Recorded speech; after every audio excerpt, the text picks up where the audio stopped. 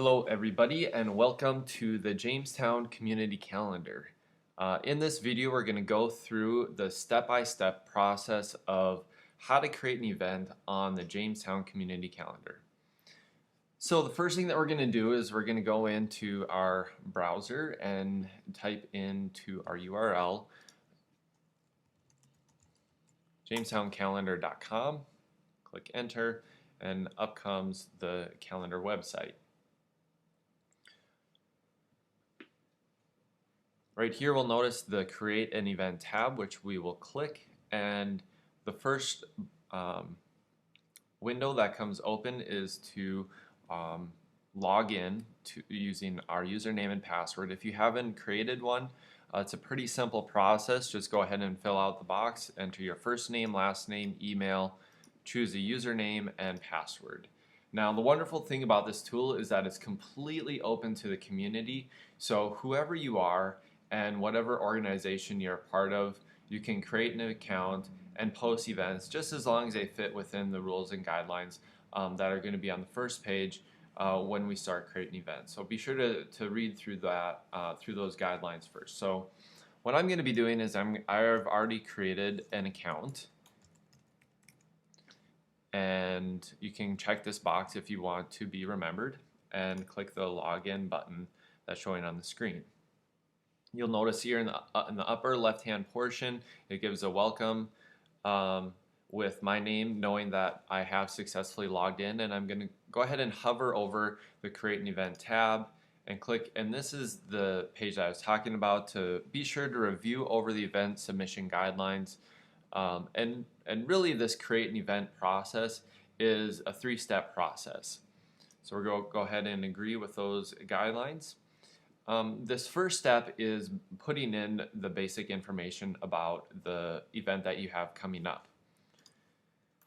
Our event title is going to be this information that's going to be showing up, so we want to make sure that it is something pretty descriptive and stands out, and ours is going to be a community running event.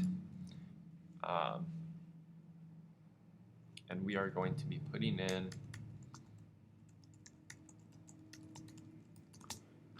you're going to be wanting to put in your if you have a website where people can click in to find additional information, or maybe you have a registration process.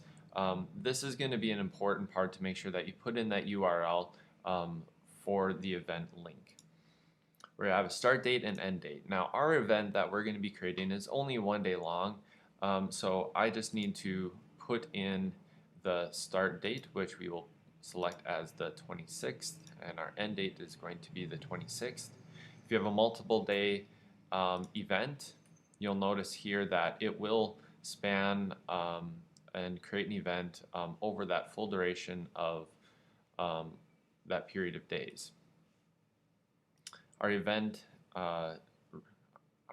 time is going to start at 9 o'clock in the morning, and why not, let's go ahead and be done by noon.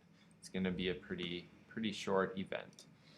Our event short description, if you're kind of wondering where that is showing up, really that's showing up here in the right hand panel, which is much more of the visual view of the calendar and events.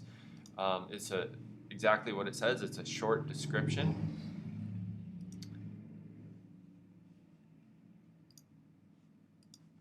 And we have a 1-sentence description that we are going to be putting in here that I've already made up. And our community running event is going to be promoting health and awareness of childhood obesity. Our full event description, we are going to be putting in some additional information. Now, if as you're going through and you're filling out the form and you're wanting, hey, I wish there was a field for this, or I'm not quite exactly sure where to put this, the event full description is a really great place to add in any additional information that a person may need if it's not part of the form process. For example, I added in all ages are welcome, and participants will receive a free t-shirt and water bottle. And you also know in our our event full description that there's going to be inflatable games for the kids and a carrot eating contest after the run, because we are promoting health and good eating habits for children. The next thing that we're going to be doing is we're going to be selecting a category. This is going to be important because there are a lot of people who are putting, there's a lot of events that are happening on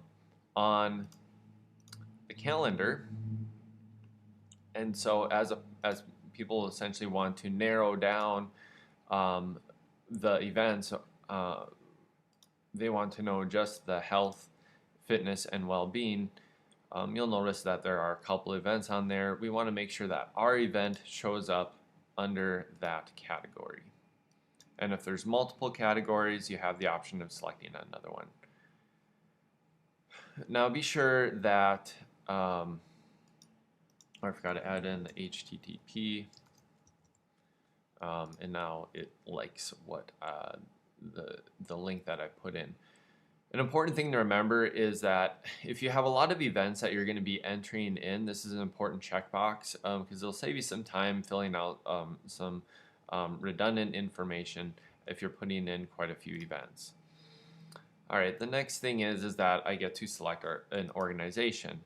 The way that this is populated these are the organizations who have entered events into the calendar. So if this is the first time I am entering in an event for our organization, I need to click this top one, which is add a new organization, and we are going to put in Red Plum Media there, and we also need to put in our contact phone number.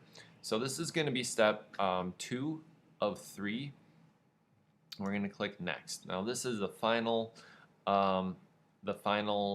page that we need to be filling out. We just need to do event location. We hold this event at our office.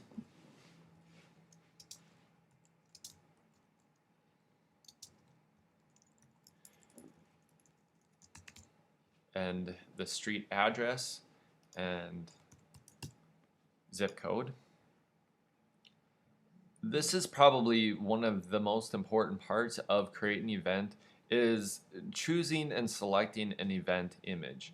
One of the really cool things about this site is that it is, especially for this right-hand panel, it's very image based. This is our opportunity to be able to capture people's attention and to really bring notice to the event.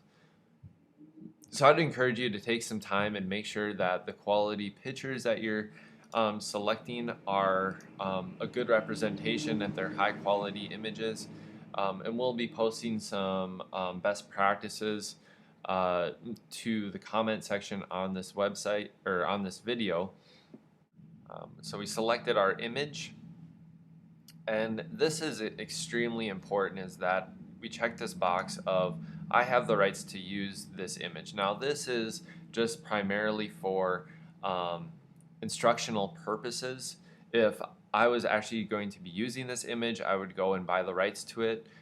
Just because you search Google or search the internet for images and you're grabbing images off of the internet does not mean that you have the rights to use those images. And so we want to make sure that we have rights, and that we've paid for the use of the images that we're using within this website.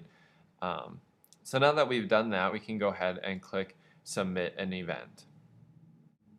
And this is a really important note to keep in mind, is that if I go to the website now and I don't see my event posted yet, is essentially that it's been submitted to the website administrator, who's going to be able to look over all the information that I have added in and make sure that everything looks good, everything is filled out, and it also fits within the guidelines for the community calendar, as previously noted in the guideline dialog box that came up when we first started creating an event.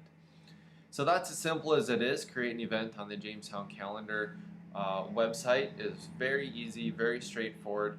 If you have any questions at all, go ahead and post a comment to this form, and or go ahead and contact the tourism office if you have any questions at all. Thank you much, and we will be coming back with a couple other videos, so go ahead and check those out.